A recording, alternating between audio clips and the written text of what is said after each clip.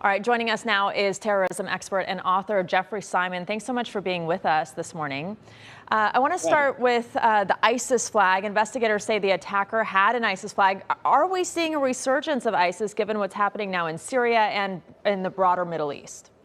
Well, ISIS has always had a presence, and it's really more now of almost the name brand, where it's not when we talk about Jabbar joined ISIS, it's not like he was recruited or he was in communication with ISIS leaders in Syria or Iraq or wherever it might be.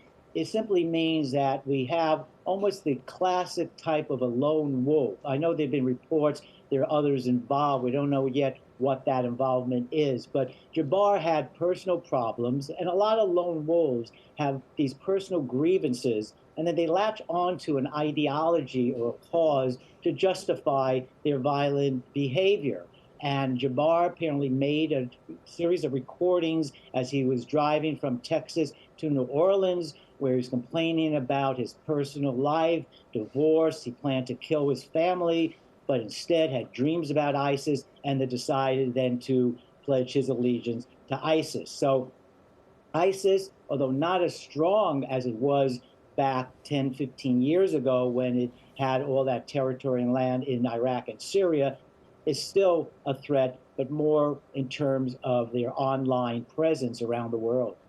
So that's what you're saying is, we know he served in Iraq and Afghanistan, so he likely wasn't radicalized there. But this is maybe an online thing that he just kind of got into to justify his behavior?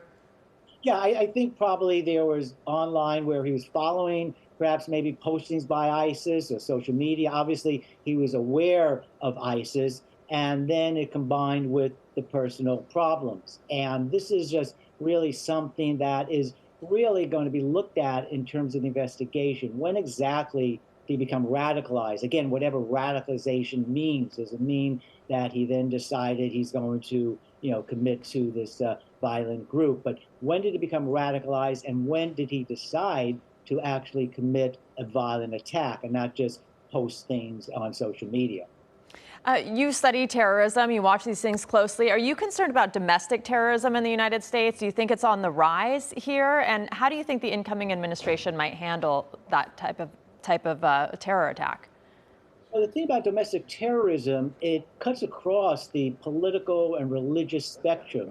We've had attacks in recent years from both the far right. We've had the single issue attack by Mangione in New York, where he had the gripes with the healthcare industry and what he called corporate greed.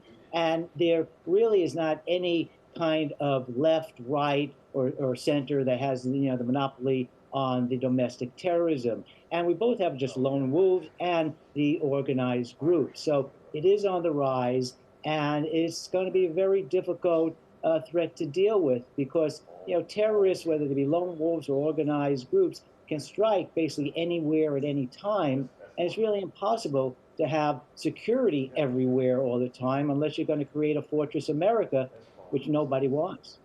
Well, that's my husband and I were actually out to dinner last night. It was a very busy restaurant, crowded, and my husband looked at me and said, I know where the 3 exits are. I think it's something that when these types of things happen, it's a reminder of being aware of your surroundings. But should people right now be avoiding crowds and big events? We have so many things coming up, like the Super Bowl is going to be in New Orleans. What advice would you give to people? See, that's really what the terrorists want. And it's really interesting when you think about, ramming a car into a crowd wasn't that difficult of the operation. Look at all the repercussions that it's had. It's created this fear and concern around the country. And it's good to be aware of your surroundings. But terrorists want to create panic and fear in our lives. And that's something we can't allow that to, occur. So people should, enjoy their life, go to crowds, but be aware of surroundings, unattended backpacks or suspicious vehicles or whatever it might be. But you just can't really just, hunker down and live in isolation. All right. Well, Jeffrey Simon, thank you so much for joining us this morning. We appreciate it. Okay.